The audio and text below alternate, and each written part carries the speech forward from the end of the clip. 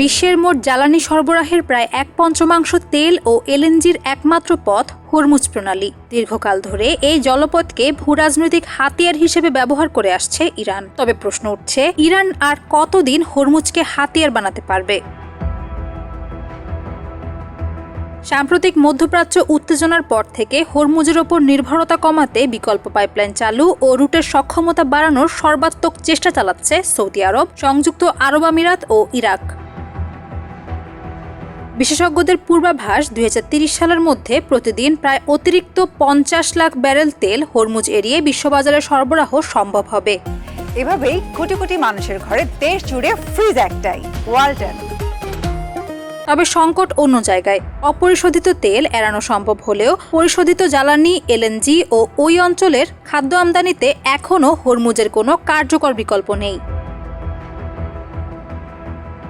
Iran যখন জাহাজ চলাচলে ফি আদায়ের পরিকল্পনা করছে, তখন বিকল্প রুটে দ্রুত অগ্রগতি নিশ্চিতভাবেই তাদের প্রভাব ও অর্থনৈতিক লাভের হ্রাস টেনে ধরবে। তবে অদূর ভবিষ্যতে বিশ্ব বাণিজ্য ও ভূরাজনীতিতে এই প্রণালীর গুরুত্ব পুরোপুরি ধূলিসাৎ হওয়া এক প্রকার অসম্ভব।